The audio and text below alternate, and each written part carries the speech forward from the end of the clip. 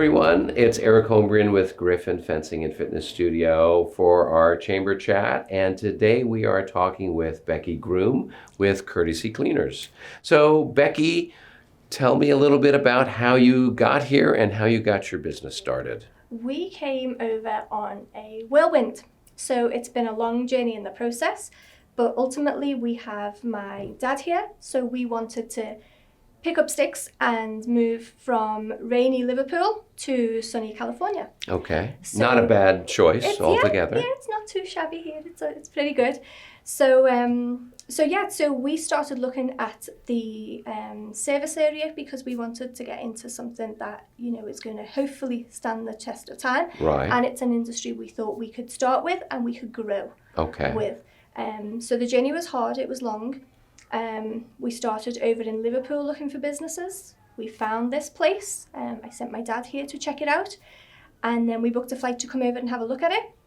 And it went off the market. So we spent 6 weeks looking around different areas in Orange County. But this always felt right. It felt good, but it wasn't available. Right. And it wasn't available until 3 days before we were flying over back to England, and we were like, whoa, what are we going to do? So the bulk of our purchasing and negotiating all happened over in. So it was all done remotely? It was all done, yes. Okay. So good for me is that I have my full-time job in Liverpool, and there's 8 hours difference. So when I get home from work, I'm on California time. Okay. So I could negotiate with buyers and escrow and immigration, to try and get that done. So now, when was all of this taking place? This was all taking place in 2017. Okay. So, 2016, 17. So it took about 18 months to get where we needed to be. And then it came down to the last days in July where everything happened at once. So that's 2018? Yes. Okay. Yes. So the end of July is when we got the go-ahead. The sale went through, the escrow finalised. And we had 9 days in order to pack up our life and get on a plane and get to sunny California. Wow. Yes. Okay. So whirlwind indeed. Whirlwind indeed, yes. So when you got here and started your business, everything was perfect, right? No. No. No. No. Tell me a little bit about what was happening. Everything was probably a lot further back than what we anticipated. We thought that sales would be this level and they were this level. We thought the condition of the building was at this level and it was at this level. So we had to just jump in and get it sorted, get it freshened up. This is a cleaners. It needs to portray cleanliness. Right.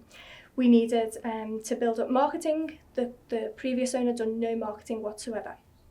So this is an industry where if you don't market and get yourself out there, there's another cleaners just down the road. So we had to establish how we were going to be different, how we were going to stand out from the rest. So, we used our British charm, if we can say that. And, what you see is what you get, especially with me. We weren't just coming here to open a business. We were coming here to join a community. And we wanted to know about that. So if you come in with your things as a customer, we were very much wanting to get to know you. We wanted to know the area. We wanted to know what's happening. So we jumped onto that, and pretty much people got to know us and we got to know them. And we found probably the best place that we wanted to be, especially as a young family. We have our daughter here. So we pretty much touched lucky. So we knew, yes, we're going to stay here. Yes, we're going to grow from here. And that's what we did. We added our services up. Yes. Well, good.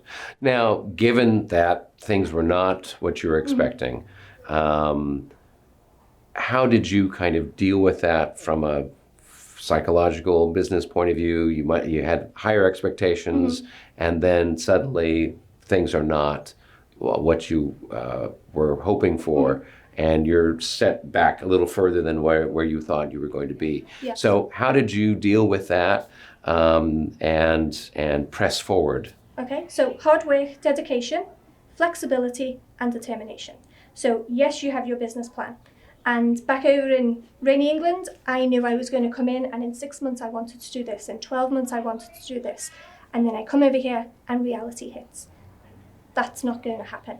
So I had to be open and mindful of what can I do now? What can I do in this first couple of days? What can I do in this first month to get me where I want to go? So if I had to go through my checklist, and this is the order of my priorities, if something jumped out that I could do immediately, prioritise that. Get it done. Take it off your list. Bring things forward, move things about, and really be mindful of getting things done. You know, putting that service out there, putting the best service out there that you can.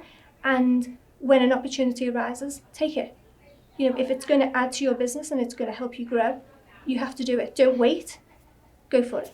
Now, do you have an example of where there's been an opportunity that's kind of sprung up rather surprisingly? Rather surprisingly, we had a lovely neighbour next door in our shoe shop next door, and he just come and told us, like, just before the end of May, I'm retiring, I'm going, I'm leaving, like, you know, thank you for being a neighbour, goodbye.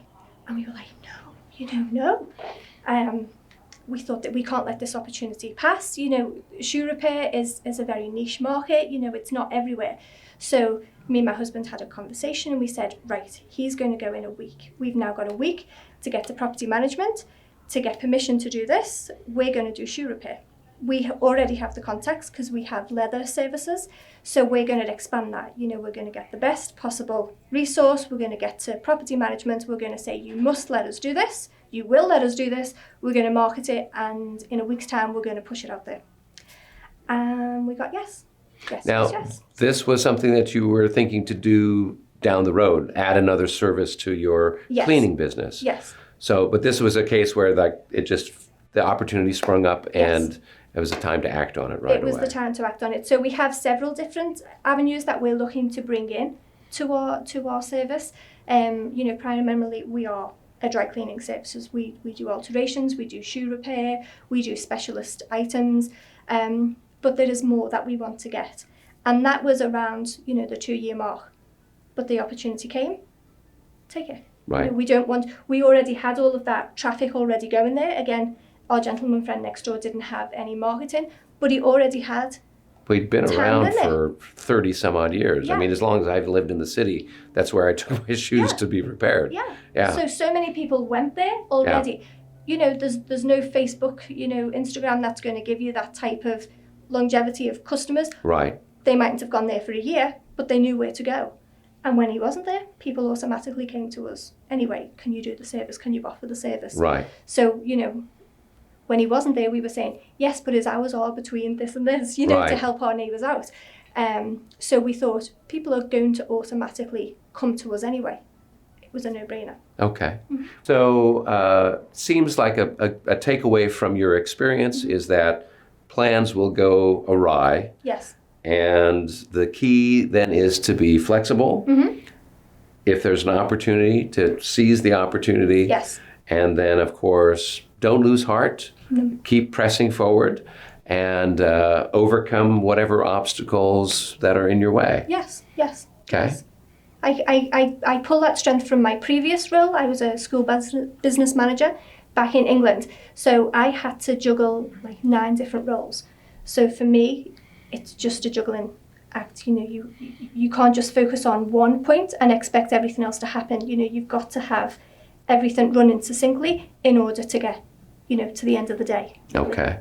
Well, good. Is there any other advice or any other information you might want to share with the folks out in the chamber video universe? Yeah, I think, you know, if we can do it, you know, anybody can do it. You just have to have some drive and some ambition. And, you know, if you have a unique goal, go for it. You know, you never know what's around the corner. You know, we're very fortunate that we have the support of my dad here. He's been everything to us. But we've come into a community with, you know, chamber members, you know, such as yourselves, that have just been a wonderful resource. You know, we couldn't have asked for better. You know, we've got this community in Placentia, and they have embraced us and welcomed us so much, you know, so much that, you know, there's call for us to get a Liverpool football club, you know, soccer fan club, you know, because people come in and have got to know us and got to know our family. So we are so blessed to be in such an area such as Placentia. You know, it is now starting to feel like home to us. Wonderful. So, you know, find that place, find a happy place and go for it. You know, if you try your best and have good people around you, good things around you, then you're sure to do well. Well, good. Well, we're very happy to have you here with us. Thank you so much. So, all right. Well, that wraps things up. Until the next time, be well.